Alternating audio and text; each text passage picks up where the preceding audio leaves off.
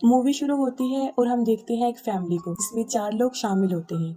आदमी कीटा, उसकी बीवी जुनसू, बेटी किजन और बेटा कीवो। वो लोग एक छोटे से बेसमेंट में रह रहे होते हैं। इन लोगों को सरवाइव करने के लिए बहुत मेहनत करनी पड़ती थी क्योंकि इनके फाइनेंशियली हालत बहुत खराब थी और अपना घर चलाने के लिए पिज्जा के बॉक्स बनाने का काम करते थे, मगर घर का खर्चा चलाने के लिए ये काम उनके लिए काफी नहीं था। फिर एक दिन कीवो का दोस्त जो उसके साथ यूनिवर्सिटी में पढ़ता था उनके घर पर आता है। वो कीवो को एक पत्थर देता है और कहता है कि मेरे दादा ने ही तुम्हारे लिए भेजा है। आमतौर पर उस पत्थर को बहुत खास समझा जाता था और उसके बारे में ये ख्याल था कि जिसके पास भी वो पत्थर होता है उसे खुशियाँ मिलती हैं और उसके हालात अच्छे हो जाते हैं। कि वो अपने दोस्त को अपनी फाइनेंशियली हालत के बारे में बताता है जो कि ठीक नहीं है। उसका दोस्त उसे कहता है कि मैं स्टडी के लिए आउट ऑफ कंट्री जा रहा हूँ। जिस लड़की को मैं ट्यूशन पढ़ाता था तुम उसे इंग्लिश पढ़ा दो। जिस पर कीवो कहता है कि मैं तो कॉलेज जाता नहीं और वो लोग मुझे काम नहीं देंगे। उसका दोस्त कहता है तुम्हारे लिए मैं सिफारिश कर दूंगा, बस अपनी बहन से एक फेक डिग्री बनवा लो। कीवो की बहन आर्टिस्टिक होती है और वो उसके लिए डिग्री बना देती है। फिर कीवो उस जगह पर चला जाता है जहाँ उसने ट्यूशन देनी होती है। वो घर काफी बड़ा और काफी खूबसूरत होता है और वो फैमिली काफी रिच होती है और फैमिली का नाम पार्क फैमिली होता है। इस फैमिली में भी 4 लोग होते हैं, हस्बैंड वाइफ और उनके 2 बच्चे, एक बेटा और एक बेटी। बेटी वो जिसका नाम दहाई होता है, जिसे ट्यूशन पढ़ाना होता है। वहाँ पर एक मेड भी होती है जो काफी अरसे से वहाँ पर काम कर रही होती है। कि वो एक डेमो क्लास देता है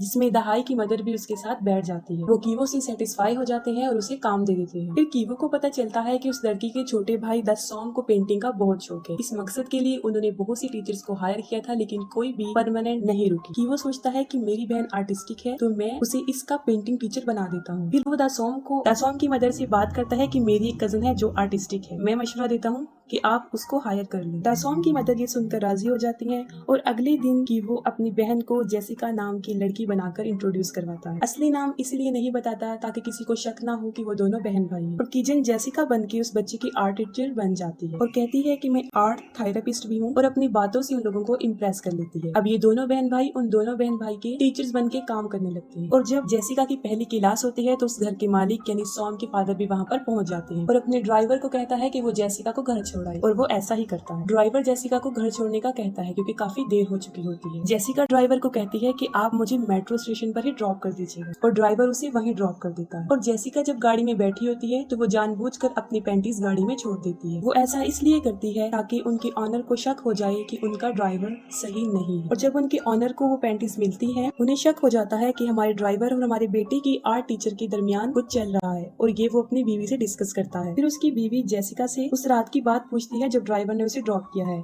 जिस पर वो कहती है कि मैं घर की बजाय मेट्रो स्टेशन पर उतर गई थी। जिस पर घर की ऑनर सेटिस्फाइड हो जाती है और वो जेसिका को जाने का कहती है और इसके बाद वो अपने ड्राइवर को नौकरी से निकाल देते हैं। जेसिका ने ये सब इसलिए किया होता है क्योंकि वो ड्राइवर की जगह पर अपने फादर को लाना चाहती है। फिर वो लोगों को सजेस्ट करती है कि मेरे फादर के भाई के ड्राइवर हैं जो काफी अच्छे ड्राइवर हैं, आप उन्हें रख लें। और फिर वो अपने फादर को फादर के भाई का ड्राइवर कहकर इंट्रोड्यूस करवाती है। उसके फादर को भी नौकरी मिल जाती है और वो तीनों बाप बेटी बेटा वहाँ पर नौकरी करना शुरू कर देते हैं। वो लोग बहुत अनजान बन के काम कर रहे होते हैं ताकि उनके ऑनर्स को शक ना हो कि वो दोनों बहन भाई और वो उनके फादर हैं। फिर हम देखते हैं कि कीवो जब दहाई को ट्यूशन पढ़ा रहा होता है तो वो एक दूसरे को पसंद करने लगते हैं। अब कीवो और कीजन अपनी मदर को भी उस घर में काम दिलवाना चाहते हैं और इस मकसद के लिए उन्हें उस मेड को वहाँ से निकलवाना था जो कि इतना आसान नहीं था। वो एक प्लान सोचते हैं। पीच के ऊपर जो पाउडर होता है उससे किसी भी इंसान को एलर्जी हो सकती है और वो ऐसा ही करते हैं। जब वो मेड डॉग से खेल रही होती है तो वो पाउडर उस पर गिरा देते हैं जिससे उसको शदीद एलर्जी हो जाती है और वो हॉस्पिटल चली जाती है। और जब वो हॉस्पिटल होती है तो कीवो के फादर भी वहाँ पर पहुँच जाते हैं। वो एक सेल्फी बनाते हैं जिसमें वो उसे भी कैप्चर कर लेते हैं। फिर वो घर की मालकिन को शॉपिंग पर लेकर जाता है और वहाँ उसे बताता है कि मैंने घर की मेड को हॉस्पिटल में देखा था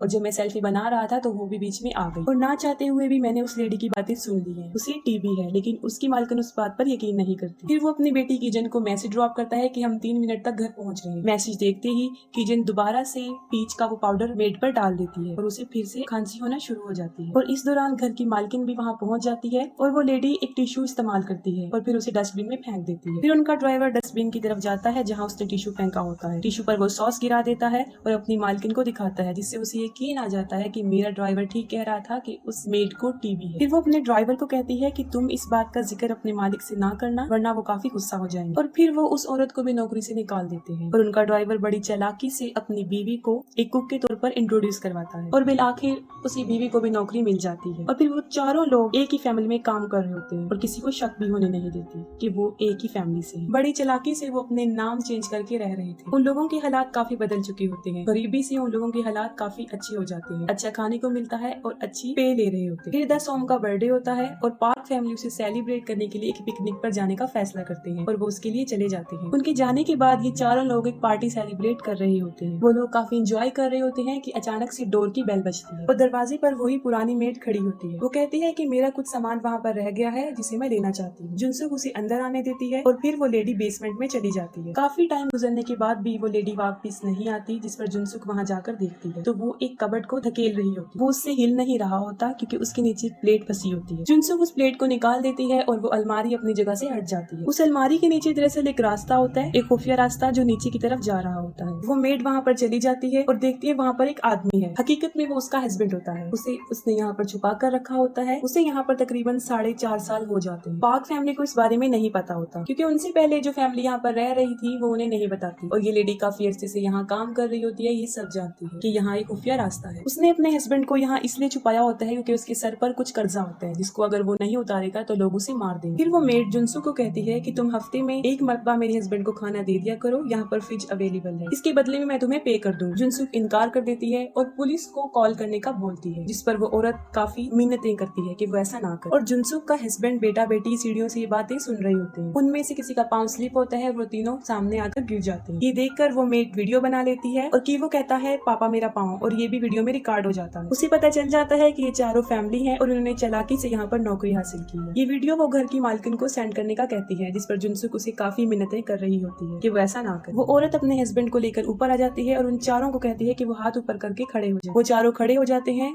और वो उनका भी वीडियो बना लेती है और साथ में उस टेबल की भी जिस पर वो पार्टी कर रहे हो। ये चारों उन दोनों हस्बैंड वाइफ पर हमला कर देते हैं और उनसे मोबाइल लेकर वीडियो को डिलीट कर देते हैं। उन लोगों की आपस में लड़ाई हो रही होती है कि अचानक से टेलीफोन की घंटी बजती है।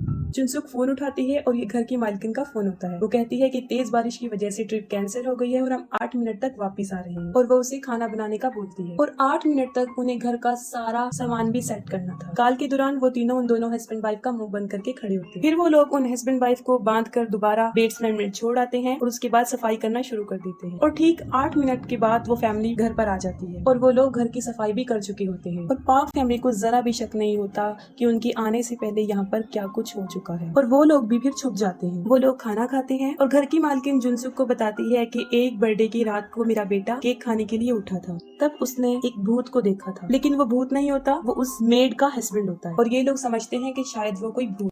बारिश हो रही होती है और उनका बेटा दासोम कहता है कि आज रात मैं बाहर सोऊंगा और वो टेंट लेकर बाहर बैठ जाता है। दासोम के मदर और फादर हॉल में ही सोते हैं ताकि सारी रात उसको देख सके। वो दोनों सोफे पर लेटकर बातें कर रहे होते हैं और सोफे के नीचे कीटक, किजन और कीवो छुपे हुए होते हैं। घर का ड्राइवर कीटक होता है और घर का मालिक अपनी वाइफ को बता रहा होता है कि उसके जिस्म में से नागवार किस्म की स्मेल आती है जिसको बर्दाश्त करना नामुमकिन है। वो सच कह रहा होता है क्योंकि जिस जगह पर वो लोग रह रहे होते हैं वो गार्बेज एरिया होता है, लोग वहाँ पर टॉयलेट्स करते हैं, इस वजह से इस घर के सारे लोगों की जिस्म में, कपड़ों में एक गंदी सी बू आती है। और ये सब बातें वो लोग भी सुन रहे होते हैं। उन्हें बुरा लगता है क्योंकि एक बार दासोम ने ये बात कही थी कि मेरी टीचर में से स्मेल आती है और वैसे हमारे ड्राइवर और मेड में से भी आती है। फिर वो लोग अपना सॉप, अपना टॉवल चेंज करने का सोचते हैं, लेकिन ये उनकी जिस्म की स्मेल नहीं होती बल्कि उस घर की होती है जहाँ पर वो रह रहे होते हैं। और जब वो दोनों सो जाते हैं तो ये सोफे के नीचे से निकल कर अपने घर में, अपने बेसमेंट में आ जाते हैं। बहुत तेज बारिश हो रही होती है और जब वो अपने घर में पहुँचते हैं तो वो देखते हैं कि उनका सारा घर पानी से भर चुका है। घर की खिड़की खुली रहने की वजह से सारा पानी अंदर आ जाता है और अब वो जगह रहने के काबिल नहीं रहे। फिर वो एक जगह जाते हैं जहाँ बहुत से लोग सो रहे होते हैं और वो लोग भी अपनी रात वहीं गुजारते हैं। फिर किजन को घर की मालकिन की कॉल आती है। वो कहती है कि हमारे बेटे की बर्थडे है, आप उसकी टीचर हैं, आपको आना चाहिए जिससे उसे बहुत खुशी हो। और वो कीवो को भी बुला लेती है जो कि उसकी बेटी का टीचर होता है। फिर वो बाजार में शॉपिंग करने जाती है और जब वो गाड़ी में बैठी होती है तो उसके ड्राइवर में से एक अजीब किस्म की स्मेल आ रही होती है और वो अपने नाक पर हाथ रख लेती है, जिस पर उसके ड्राइवर को काफी बुरा लगता है क्योंकि वो नहीं चाहता कि लोग उनके साथ ऐसा रिएक्ट करें। उसकी मालकिन भी ऐसा करना नहीं चाहती लेकिन उसे ऐसा करना पड़ता है। फिर पार्टी चल रही होती है और कीवो और उसकी स्टूडेंट दहाई ऊपर होते हैं और कीवो उससे पूछता है तुम्हें लगता है कि हम इनमें से एक हैं? वो अपने जवाब को यस कहते हुए सर हिला देती है, लेकिन वो इनमें से एक नहीं होते और वो सोचता है कि बेसमेंट में जो लोग हैं अगर वो ऊपर आ गए तो इनका राज फाश हो जाएगा और फिर उन्हें नौकरी से भी हाथ धोना पड़ेगा। फिर वो कुछ सोचते हुए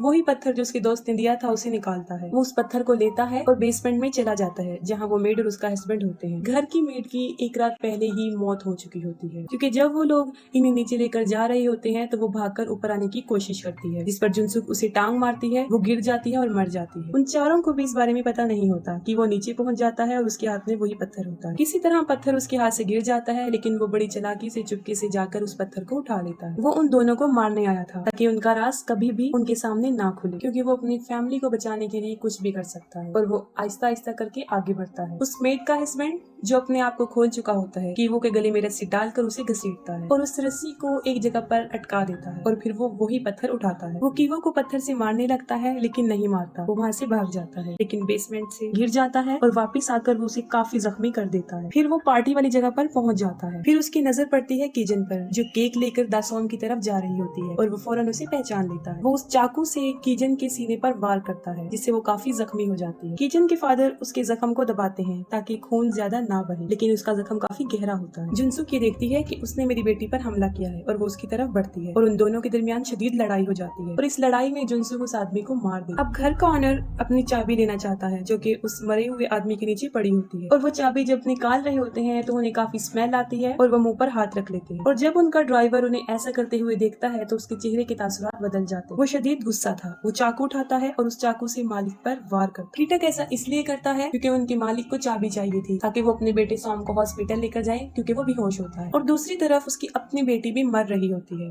लेकिन उसके बारे में उन्हें कोई ख्याल नहीं आता। कीटक अपने मालिक को काफी हैरानी से देखता है, क्योंकि जब वो पुरानी मेड के हस्बैंड के नीचे से चाबी निकाल रहे थे वो नाक पर हाथ रख लेते हैं, जिससे उसे बुरा लगता है, क्योंकि उसकी जिस्म में से भी सेम वैसी स्मेल आ रही होती है और वो खुद को उस आदमी के साथ रिलेट कर लेता है। अब उसे इस बात का एहसास हो जाता है कि हम जैसे लोगों को ये लोग हकारत की नजर से देखते हैं। इस तंग नजर देखने की वजह से वो उन्हें चाकू से मार देते हैं और उसके बाद वो ड्राइवर गायब हो जाता है। किजन मर जाती है और कीवो बच जाता है, लेकिन उसकी मेंटल एबिलिटीज डिस्टर्ब हो जाती हैं। फिर उन माँ बेटे पर धोखे, चालबाजी और साजिश का केस चलता है, लेकिन कोर्ट उन्हें कोई सजा नहीं देता, कुछ इंस्ट्रक्शन देता है और छोड़ देता है। पार्क फैमिली वो घर सेल कर देते हैं और जर्मन फैमिली उन्हें खरीद लेती है। वो लोग इस घर की हिस्ट्री के बारे में नहीं जानते थे और उसके बेसमेंट में आज भी कीटिक होता है, यानी वो ड्राइवर, क्योंकि वो अपने मालिक को मारने के बाद यहाँ पर आकर छुप जाता है और किसी को पता नहीं चलता। और फिर वो मोर्स कोड के जरिए यानी लाइट ऑन ऑफ करके वो अपने बेटे को ये मैसेज देना चाहता है कि वो आज भी जिंदा है और यहाँ पर छुपा हुआ है। मोर्स कोड बेसिकली एक सिग्नल समझा जाता है जो दो लोगों को आपस में कम्युनिकेट करता है, जो किसी को मैसेज भेजने की फैसिलिटी रखता है। उस बल्ब के थ्रू वो सिग्नल ऐसे भेजता है, वो उसे